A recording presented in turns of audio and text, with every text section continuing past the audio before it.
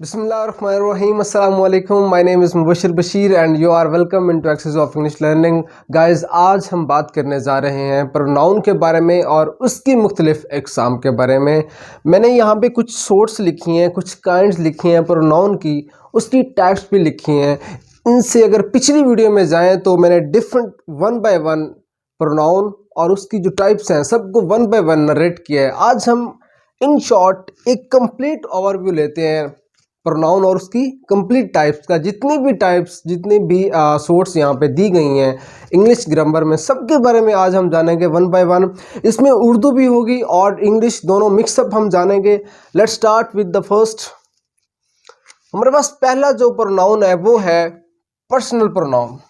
पहला प्रोनाउन क्या है हमारे पास? Personal pronoun. पर्सनल प्रोनाउन को उर्दू में क्या कहते हैं? इसमें ज़मीर शख्सी। इसमें ज़मीर शख्सी, याद रखें।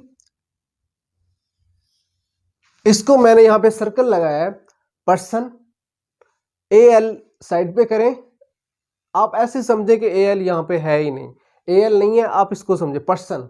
पर्सन पर्सन का मतलब क्या होता है? शख्स या आदमी। तो इससे फौरन आपके दिमाग में क्लिक कर गया होगा कि शख्स, इसका मतलब है इसमें ज़मीर शख्सी।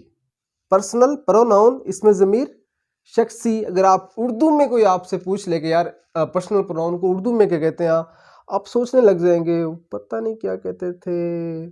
तो बेहतरीन निशानी मैंने आपको प्रोवाइड कर दी है। पर्सनल प्रोनाउन, इसमें ज़मीर शख्सी। अब इसकी डेफिनेशन क्या है हमारे पास?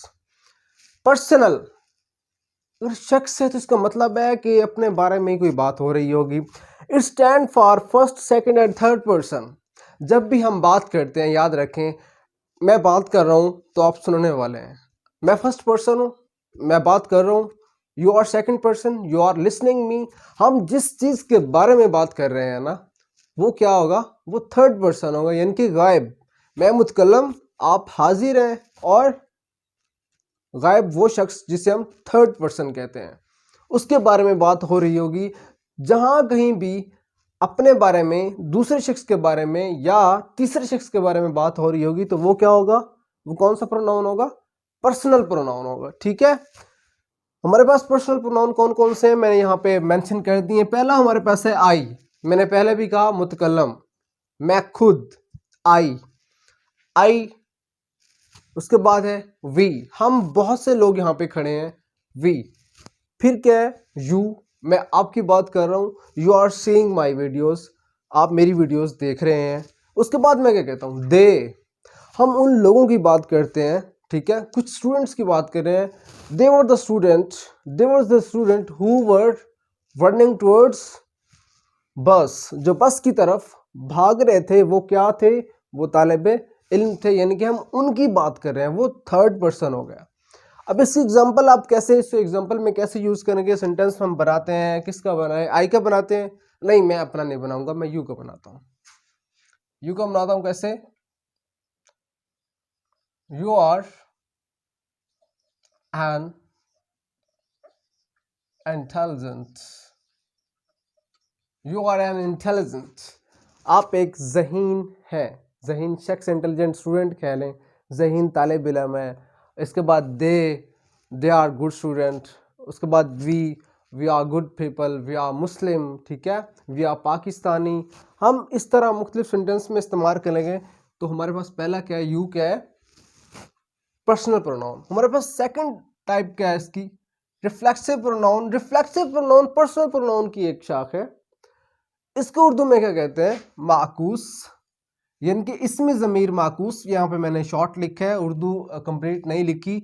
इसमें ज़मीर माकूस, इसमें ज़मीर माकूस। तो इसकी डेफिनेशन हमारे पास क्या है? इसकी डेफिनेशन क्या है? दीज प्रोनाउन, यहाँ पे आप गौर कर रहे होंगे, तीन मैंने यहाँ पे डॉट लगाए हैं। इन डॉट्स को डॉट्स नहीं कहते, इन डॉट्स को डॉट्स कहते हैं, लेकिन इन डॉट्स को इंग्लिश की ज़बान में, इंग्लिश के लाज में, इंग्लिश के असूलों के मुताबिक, अंग्रेज़ी के असूलों के मुताबिक इन डॉट्स को एलिप्सिस कहा जाता है। एलिप्सिस उस वक्त इस्तेमाल करते हैं जब मैं बात करते करते यू आर, अब सोच रहे होंगे यार आपकी बात हो रही है, मेरी बात हो रही है, यू आर, मैं कहता हूँ इंटेलिजेंट स्टूडेंट, इंटेलिजेंट स्टूडेंट मैंने नहीं कहा, मैंने जस्ट कहा यू आर एन, अब आगे मैं लगा देता हूं एलिप्सिस, 3 डॉट्स में लगाता हूं, एक सेंटेंस लिखता हूं, उस पर यू आर एन 3 डॉट लगा देता हूं, आप फौरन समझ जाएंगे कि एलिप्सिस का मतलब क्या है, बात है लेकिन की नहीं गई। Are form of personal pronoun, ठीक है, these pronouns are form of personal pronoun. कैसे?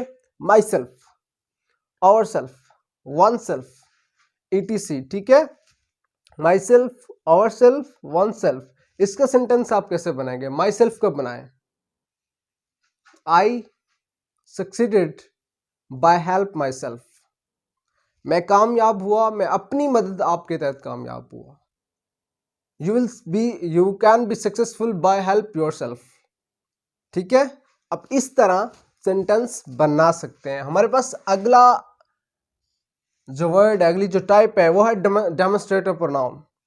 इसमें ज़मीर इशारा,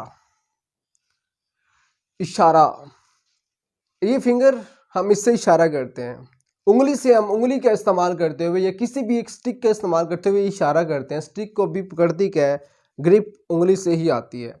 मैं कहता हूं you, he, she, this, that, these, those. आप मेरे इंडिकेशन से, मेरे जेस्चर से आप समझ रहे होंगे। मैंने कहा दिस, मैंने कहा that, this, that, these, those. अच्छा, बहुत ही इंपॉर्टेंट बात यहां मैं बताने जा रहा हूं। चले हम डेफिनेशन पहले करते हैं। मेंशन्ड अर्लियर और which are in speakers mind. Demonstrative pronoun वो होते हैं जो पहले हम इस्तेमाल कर चुके हैं, तो ये जो दिमाग, जो स्पीकर के दिमाग में होते हैं। कैसे? यार मुझे पता है, मैं कहता हूं दिस इज लैपटॉप, मेरे दिमाग में मेंशन है, मुझे नजर आ रहा है दिस इज लैपटॉप। मैं कहता हूं that is bulb, that is fan, ठीक है। मैं कहता हूं those are good student, that, these are tables, these are books, those are good student, that is an important thing, that is an important thing, यानी कि mentioned above। उसके बाद यहाँ पे आए these, this, that और those। यहाँ अक्सर स्टूडेंट गलती कर जाते हैं, जहाँ पे हमने these लगाना होता है वहाँ पे हम that लगा बैठते हैं, और जहाँ पे हमने that लगाना होता है वहाँ पे हम those लगा बैठते हैं, ठीक है। कैसे? याद रखें दिस और these हमेशा नेर के लिए इस्तेमाल होता है। दिस और these हमेशा नेर के लिए इस्तेमाल होता है। हम that को नेर के लिए इस्तेमाल कर लेते हैं और these को दूर के लिए इस्तेमाल कर लेते हैं। This is a very common mistake. इस बात का खास ध्यान रखें, जब भी आप ग्रामर का इस्तेमाल करें, कोई सेंटेंस बना रहे हो या कोई ऐसे टाइप कर रहे हो, कुछ भी लिख रहे हो, उस वक्त इस बात का खास ख्याल रखें कि दिस और दिस का इस्तेमाल हमेशा नियरर चीज़ों के लिए होता है। वो चीज़ें जो हमारी अप्रोच में है, हमारे दायरे में है, ठीक है, हम उनके लिए दिस या दिस इस्तेमाल करते हैं। वो चीज़ें जो दूर है, हमें लग रहा होता है दूर, उनके लिए दैट या दोज इस्तेमाल होता है। दिस होता है सिंगुलर के लिए और दीज होता है प्लूरल के लिए। सिंगुलर एक होता है, प्लूरल बहुत सारे होते हैं। और दैट किसके लिए इस्तेमाल होता है? एक के लिए इस्तेमाल होता है, लेकिन सिंगुलर इस्तेमाल होता है, लेकिन दूर के लिए इस्तेमाल होता है।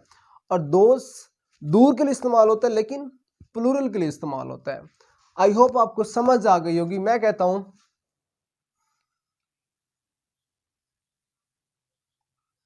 दिस इज बैग, फिर मैं कहता हूं these are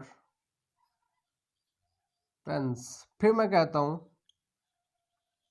that is line, फिर मैं कहता हूं those are good students, student, this is bag, this is bag, these are pens, pencils, that is line, those are good students। अब आगे मुझे समझाने की ज़रूरत नहीं है, मुझे आई थिंक अब आगे से समझाने की ज़रूरत नहीं है, आप खुद समझ गए होंगे कि इसका मतलब क्या है। अब आइए अगली टाइप की बात करते हैं। हमारे पास है इंडेफिनिट प्रोनाउन।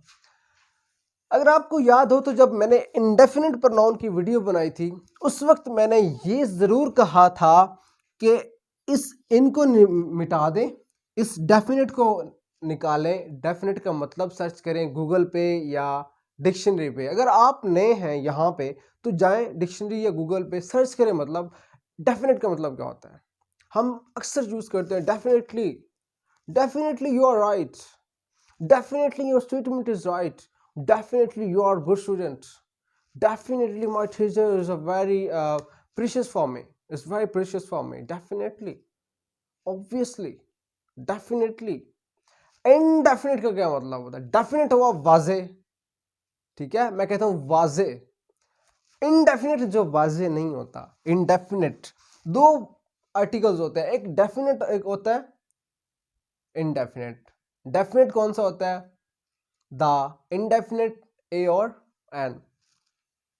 इंडेफिनिट प्रोनाउन गैर मुअय्यन, गैर मुअय्यन हम डेफिनेट आर्टिकल द उसकी चीज के साथ इस्तेमाल करते हैं जो चीज स्पेशल करार दी गई हो, जो चीज स्पेसिफिक बना दी गई हो, जिसे पर्टिकुलर फॉर्मेशन की शक्ल दी गई हो, उससे हम उसके साथ क्या यूज करते हैं? द। तो यहाँ पे इनडेफिनिट प्रोनाउन है गैर मुअय्यन। गैर मुअय्यन कैसे? These pronoun don't use for specific. अभी मैंने कहा है कि जो इंडेफिनिट प्रोनाउन है वो स्पेसिफिक के लिए इस्तेमाल नहीं होता बल्कि जनरल वे में इस्तेमाल होता है। कैसे? अगेन डेफिनेशन पढ़ते हैं। These pronoun don't use for specific rather in general वे। आम अल्फाज के लिए इस्तेमाल किया जाता है, आम हालत में इस्तेमाल किया जाता है इस प्रोनाउन को। आप इसे स्पेसिफिकली इस्तेमाल नहीं कर सकते, आप इसे पर्टिकुलरली यूज नहीं कर सकते, आप इसे स्पेशली एक्सप्लॉइट नहीं कर सकते। कैसे? Somebody, nobody, nobody. अब क्लास में मैंने स्पेसिफिक करना है। क्लास में 5 लोग बैठे हैं, मैं कहता हूं you are good student. You, मैंने फिंगर भी लगाई, ठीक है, इशारा दिया, डेमोन्स्ट्रेटिव प्रोनाउन को यूज किया, ठीक है, फिर मैं कहता हूं यू आर गुड स्टूडेंट। इसका मतलब मैंने स्पेसिफिक कर दिया है, तो ये इंडेफिनिट प्रोनाउन ना हुआ। मैं कहता हूं समबॉडी शुड हेल्प मी। 5 लोग वहां बैठे हैं, मैं किसी के पास, उन 5 लोगों के पास आया हूं, मैं उनसे कहता हूं समबॉडी शुड हेल्प मी। आप में से किसी एक को मुझे मेरी मदद करनी चाहिए। Somebody should help him, somebody should help her, nobody will talk to him। कोई भी शख्स किसी से बात नहीं करेगा, इसका मतलब है जनरल वे इस्तेमाल हो रहा है। nobody will talk with each other। कोई भी शख्स किस दूसरे के साथ with other दूसरे के साथ बात नहीं करेगा, जनरल वे का इस्तेमाल किया जा रहा है। अब आपको पता चल गया होगा somebody और nobody का इस्तेमाल। अगला हमारे पास है रिलेटिव। वैसे रिलेटिव का मतलब होता है रिश्तेदार, लेकिन यहाँ पे रिश्तेदार नहीं है, यहाँ मौसूला। रिश्तेदार किसी हद तक आप समझ सकते हैं। It connect to clauses words और सेंटेंसेस। ये दो क्लॉजेस को, दो वर्ड्स को या सेंटेंसेस को आपस में जोड़ता है, इसे क्या कहते हैं? Relative pronoun. कैसे? Who, which, what, whom, whose और दैट।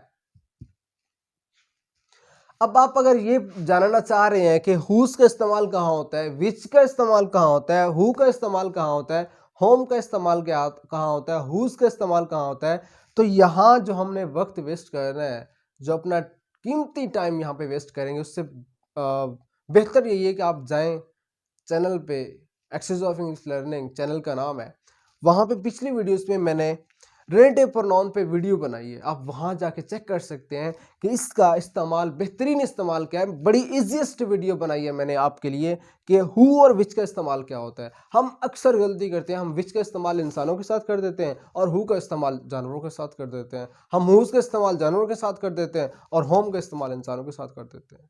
इस चीज़ का खास ध्यान रखें, जानवरों और इंसानों के साथ कौन सा इस्तेमाल होगा। मैं अभी दोबारा फिर आपको बता देता हूँ कैसे। हु का इस्तेमाल हमेशा इंसानों के लिए होता है, होम का इस्तेमाल हमेशा इंसानों के लिए होता है, विच का इस्तेमाल चीज़ों के लिए, व्हाट का इस्तेमाल चीज़ों के लिए होता है, हुज का इस्तेमाल इंसानों और चीज़ों के लिए होता है, दैट का इस्तेमाल इंसानों और चीज़ों के लिए होता है। आई होप आपको बेहतरीन अंदाज में समझ आ गया होगा। अगर अभी भी समझ नहीं आया तो इट्स ओके, आप अगेन लेक्चर को सुने, आई होप, बल्कि मैं श्योर करता हूँ आपको समझ आ जाएगा। हमारे पास एक और टाइप है इंटेरोगेटिव प्रोनाउन। इंटेरोगेटिव प्रोनाउन की डेफिनेशन क्या है? Interrogative pronoun is are used to ask question, used for the person about which questions are asked. उन अशखास के लिए प्रोनाउन का इस्तेमाल किया जाता है, इंटेरोगेटिव प्रोनाउन का, जिनके बारे में क्वेश्चनिंग की जाती है, जहां पे क्वेरी का एलिमेंट पाया जाता है। कैसे? मैं यहां पे एक तीर से दो शिकार करता हूं। हु, क्वेश्चन करता हूं, मैं कहता हूं हु आर यू, कौन है आप। फिर मैं कहता हूं विच इज दिस बुक, कौन सी ये किताब है। Which is pen, which is your pen, मैं कहता हूं आपका कौन सा पेन है, मेरे पास दो पेन है, दो। Which is your pen, black और रेड, ब्लैक और रेड। फिर कहता हूं होम यू हैड कॉल्ड, किसको आप बुला चुके हैं। फिर मैं कहता हूं whose is this book, whose is this book, whose this book is, ये किताब, whose this book is, ये किताब। उसके बाद क्या कहता हूं that is an intelligent student, that is an intelligent, that is a table। इंसान के लिए इस्तेमाल कर रहा हूं, साथ में चीज के लिए भी इस्तेमाल कर रहा हूं। आई होप आपको समझ आ गया होगा। अगर अभी भी समझ नहीं आए तो इस शौक के दोबारा आके सुने। आई होप आपको अगेन समझ आएगा। Thank you so much and that's all for today.